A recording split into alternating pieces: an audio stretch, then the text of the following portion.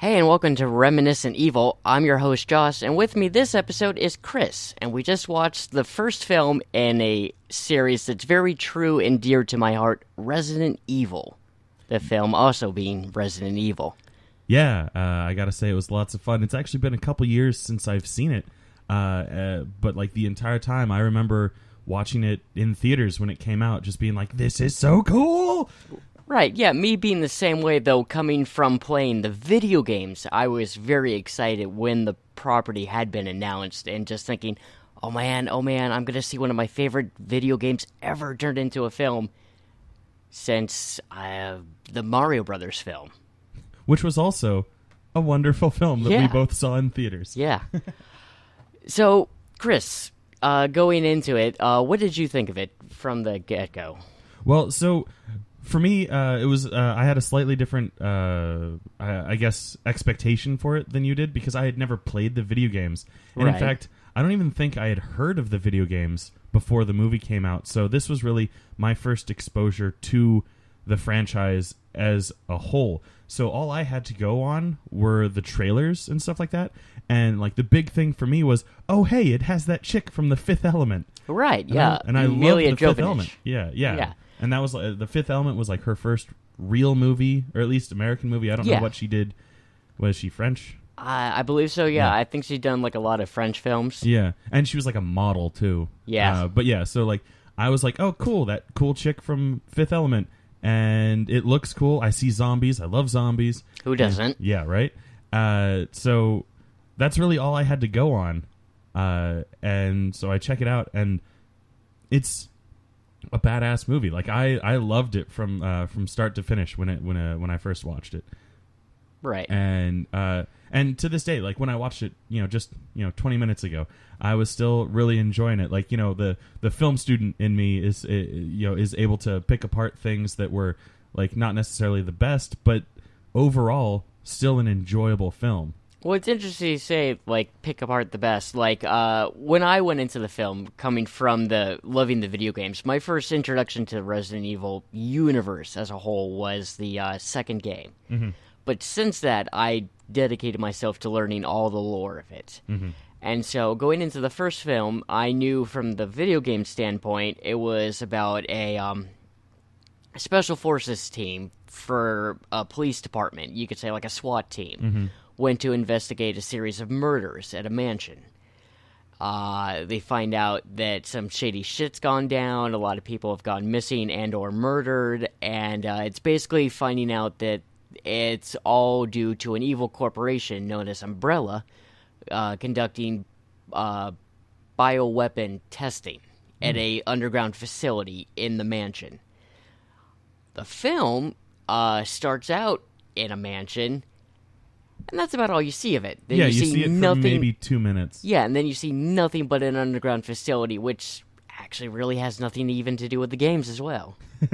Well, so so you're saying the movie kind of just it took the core concept, of like the medical testing, the special ops stuff, the mansion and the underground, the testing facility, and kind of made it their own story. Yeah, series. I don't hearken to some. I guess you could call it like nerd boy fantasy, where it has to be exactly the same as the source material. Right. Especially like this is an argument that I get into a lot whenever a comic book movie comes out. Because people are like, oh, it's not like the comic book. It's not like the comic book, and I'm like, dude, you are a fanboy for this comic book, and you can read 10 different titles of like Superman or Batman that take place in 10 completely different universes, with their own continuity and stuff like that. But you can't handle a movie doing the exact same thing. Yeah, and the problem with a movie is you have to make it for a wider audience. Mm-hmm. Like an audience that has never played the game, like me. Right, like for the video games, you could have, the entire fan base love it, but that's only going to make up, like, we'll say, a fifth of the movie-going audience that's going to go see that movie. Yeah. that's not going to sell. No. That's not going to make the money back. Yeah, you're not going to recoup anything. Right. And you're going to kill the franchise before it even gets off the ground. Speaking of which, I did do a little research on the money of Resident Evil. They had a budget of $35 million about. Opening weekend, domestic sales alone made $17 million, which recouped about half of what they spent. And then total worldwide profits were over $100 million. So they tripled the money that they put into it overall. So kind of shows why even if there were a lot of like fans of the video game who were damning this movie, like that's kind of why there's so many sequels. Yeah, they keep making that much money. Yeah, and none of them, if as I recall, none of them have been direct to video. They've all been movie theater releases. Right. So like clearly they're still like, I didn't look into the money of any of the other ones, but clearly they're still making at least all their money back and then some, because otherwise the studio wouldn't trust them to do theatrical releases for all the subsequent sequels. Right, and Capcom, the developers of the game, wouldn't allow them to hold on to the license as well to continue making the films. Like with Nintendo and the Mario Brothers movie, after that unfortunately bombed so well, Nintendo was like, okay, no one ever gets to make another movie off of our properties again. Yeah. Whereas with the Resident Evil series and Capcom, they've let the licenses continue having movies be made of it. Yeah, and I gotta say, just as like a quote unquote umbrella statement, Paul W.S. Anderson is actually, like, guilty pleasure or not, one of my favorite directors. He there's just something so magical about his style and the fact that like you can watch one of his movies and I feel like you can look at it and be like, he knows exactly what kind of filmmaker he is. He's not an artsy filmmaker. He's not some guy that's going to be winning like Best Picture awards.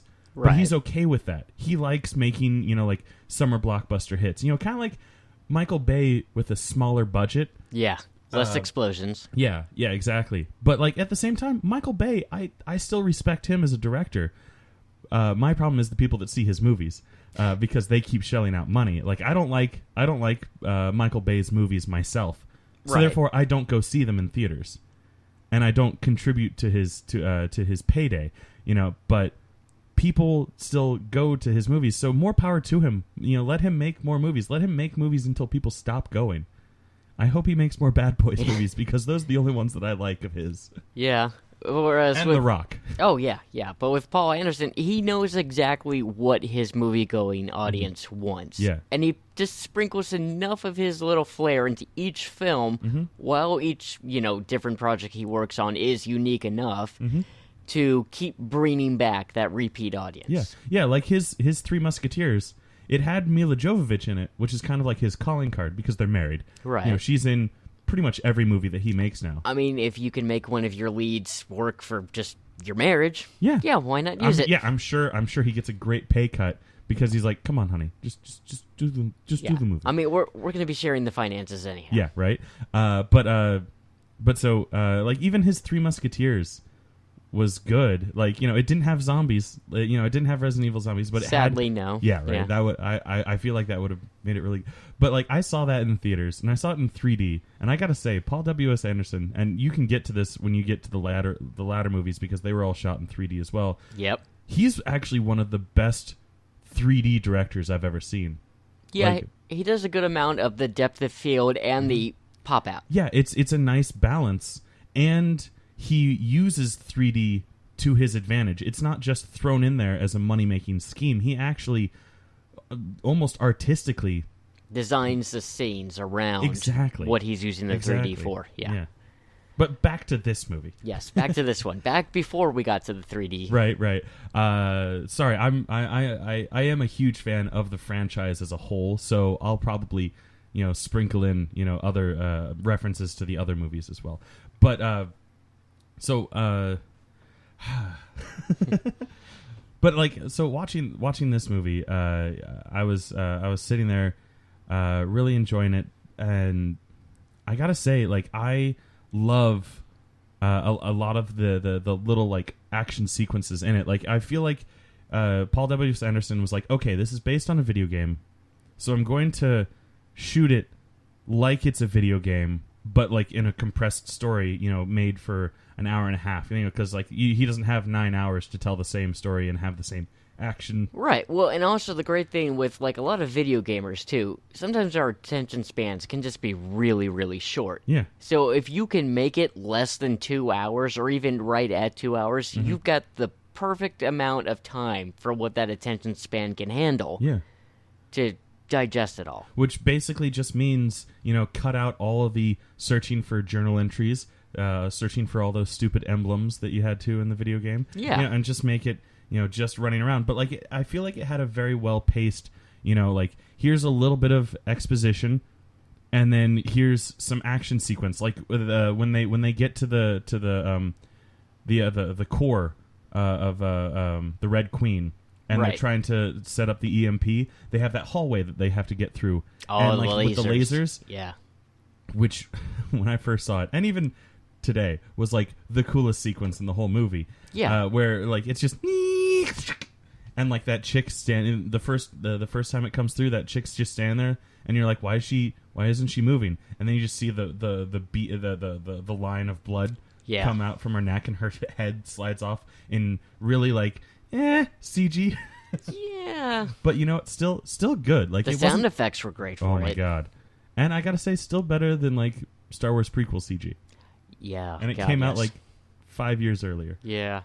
Or no, around the same time? Now I can't even remember. No, yeah, around the same time. Yeah, because right. The first prequel was like 97, 98. Something like that, yeah.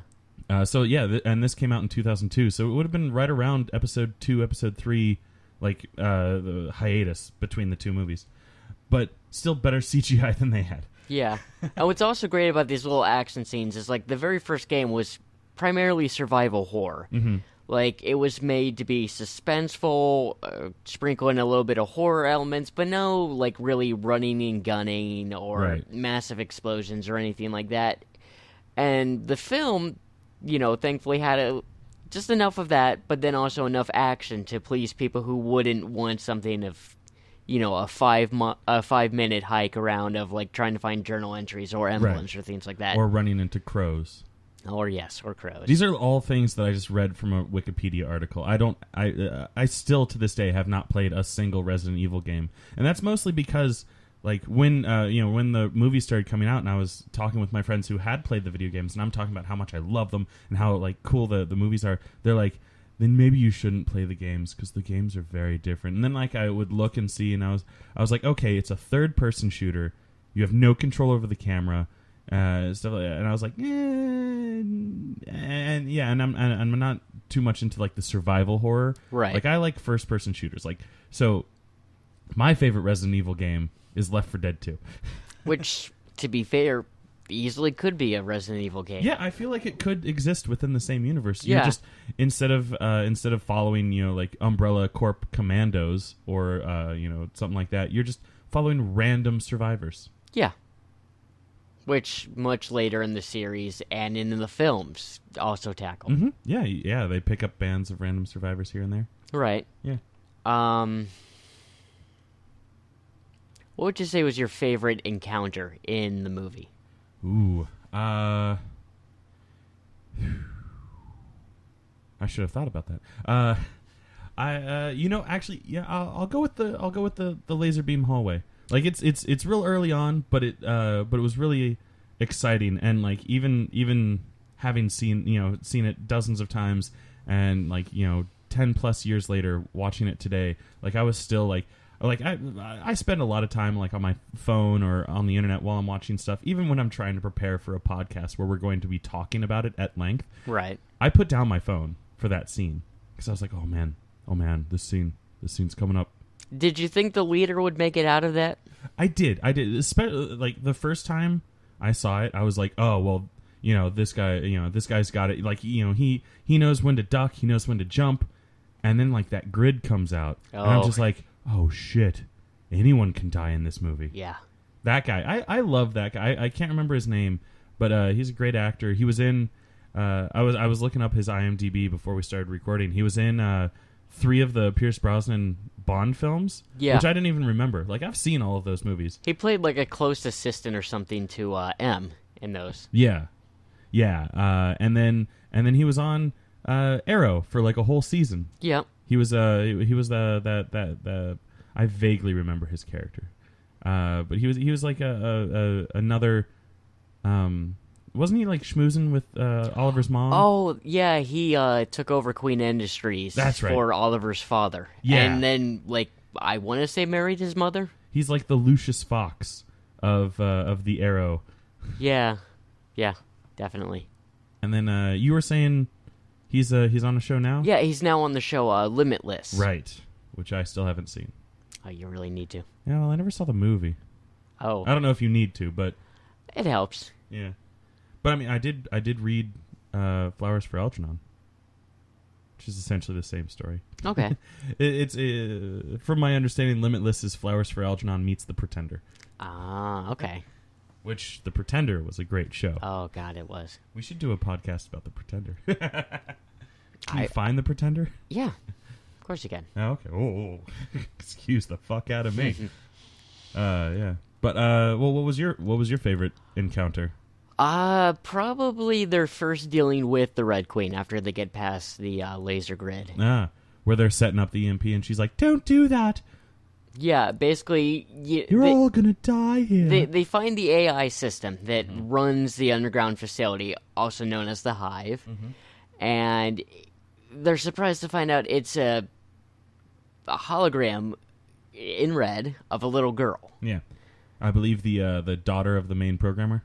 Yeah, well, that's in story. Like that's I think that's how they explain why it's a little girl. Yeah. Again, going with Resident Evil lore, a lot of things that the head of Umbrella corporations do and whatnot are based around their family, and so in this, the I want to say the head programmer for the Hive created the AI system around his deceased daughter. Yeah, I think that's a way of remembering her.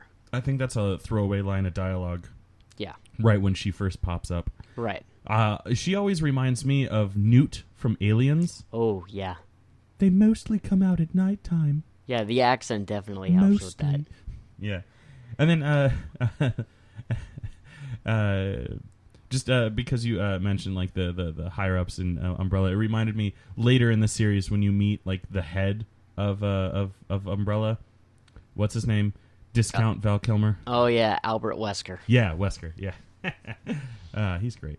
But yeah, but he totally does look like like a discount Top Gun era Val Kilmer. Yeah, definitely.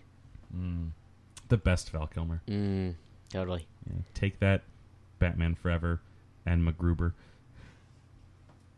I feel like they'd be okay with that. Yeah, right. Yeah. I feel like that was his favorite time too. Yeah. So yeah, and then that creature at the end. Oh, the liquor. Nemesis. Yeah, the liquor. Yeah, ladies.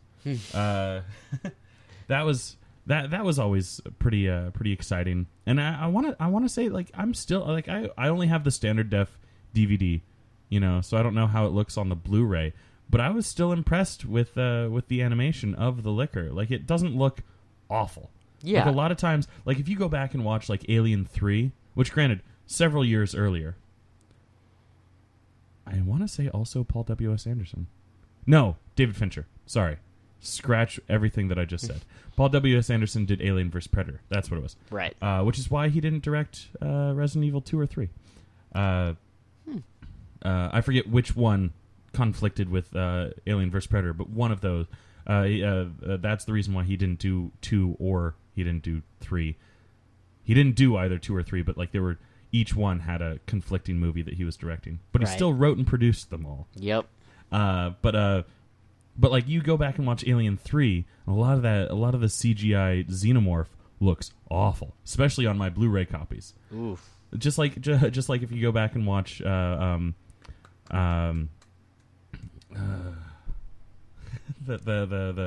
comic book character dragged down to hell has to come back with the chains and the cape. Spawn. Why the fuck couldn't I remember that? You watch Spawn. Todd, we're sorry. Yeah, sorry, Todd.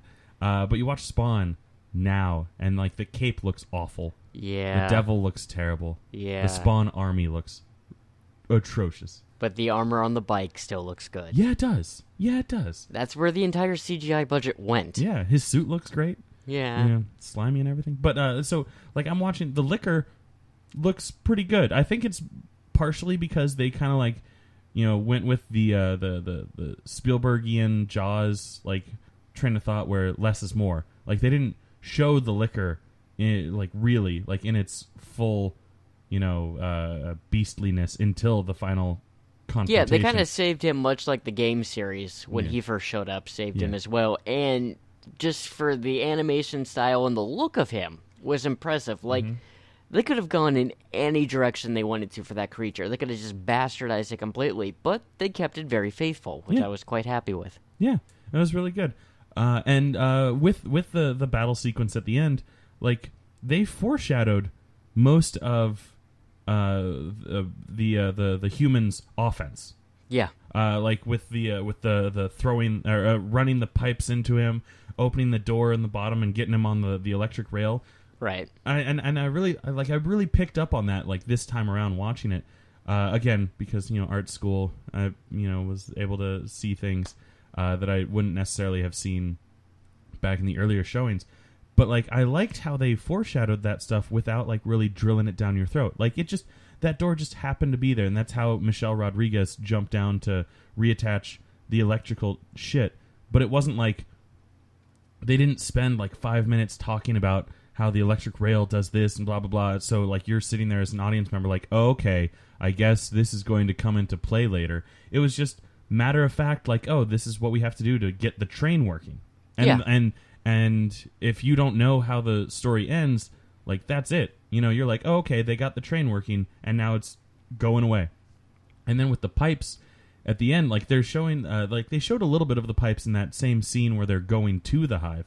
But then, like, on their way back from the hive, like, I really noticed that a lot of the shots, like, focused on the pipes in the background. Like, not necessarily, like, the focus was on them, but, like, they just took up half the shot. And I'm like, that's interesting that they're spending so much time on the pipes. And then, like, it dawned on me, oh, right, at some point, like, fucking dude, fake cop guy.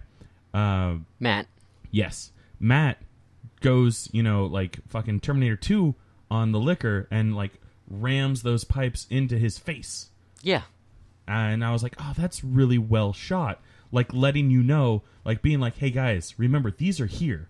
And they're important. But not being like, you know, like having Matt look at them and be like, huh, I wonder why these pipes are here.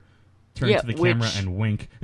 Which the game series was always known for. Like, you'd run across items, you'd interact with them, and there'd be some dialogue the character would say that'd make you think, that's really out of place. And then later you'd run across it in a boss encounter and be like, oh, now I know why he said that really crappy dialogue. Yeah. And then there'd be, you know, with much like foreshadowing like that, there'd be journal entries and things like that that would do backstory. The film does foreshadowing and backstory through like where the main character's gotten amnesia and then starts remembering things. And I think that was really well done too. Like just flashbacks. Flashbacks, that's it. Yeah, where things would start filling in of when the facility was actually operational and up and running. The only bit of like exposition, I'll call it, that I ever thought was like painfully done, and it was as true the first time I saw it as it is today. That when they're at the door to the hive, you know, they've already taken the train in there. They're there waiting to go, and like Alice is like, "Tell me what's going on. Tell me who you are," or whatever the line is. And he's like, "Okay." And it goes to that CGI rendering of Raccoon City, and then it shows the mansion, and then it like has like the map. Yeah. Like it always felt like oh, is this like a line of dialogue and video pulled directly from the video game where it just explains how to look at the map? Probably would have been. I can see it. And then also I mentioned Michelle Rodriguez earlier. This was my first introduction to Michelle Rodriguez, and I fell in love with her instantly. She's not the greatest actress in the world, but she is a kick-ass female, and she always plays kick-ass female characters, Yeah. and it's really cool. It's really cool to see that. Whenever I see a movie with Michelle Rodriguez, I'm like, oh, okay, there's going to be strong female characters that kick ass. They actually do stuff. And right. and that's another cool thing about Resident Evil. It's a very female-centric movie without them being helpless. They're not damsels in distress. Right, which for most of the Resident Evil series didn't really have. I know they have the one chick with the cop with the blue tank top and the skirt. Yeah, Jill Valentine. Yeah, and Alice is an actual character, right? No, Alice. They made her up. Yeah, Alice has absolutely nothing to do with the video games at all. Wow. Yeah, but Score 1 for Paul W.S. Anderson. Yeah, basically taking a video game series where the males would always be seen as the main heroes of them. Yes, they'd have female protagonists in it, but they'd kind of get thrown to the sideline. And making them instead the focal point of this film series was a great step. Yeah. Equality rejoices. Yeah, without forcing that down your throat. Yeah, because it also wasn't some big it wasn't a feminist propaganda machine. Yeah, Paul Anderson didn't come out and say, I am doing this for the women of the world. Yeah, it just worked out. Yeah, and he just did it because, fuck it, he can. Yeah, and that was cool. It was treated. It wasn't treated oh my god, women can kick ass, and it wasn't treated we need to force this down. It just was there, and it was easily digested, and there was no dialogue in the film. Yeah, pointing towards it. Yeah, there was no wasted dialogue being we have to on both sides too. It wasn't I have to prove myself because I'm a woman, and it wasn't. And there were no characters that were stand back, you're a woman, you can't handle this, and then she'd be Mah! And take it on. It just worked. This is a universe where men and women just can kick ass. Yeah, and that was cool. Totally. Yeah.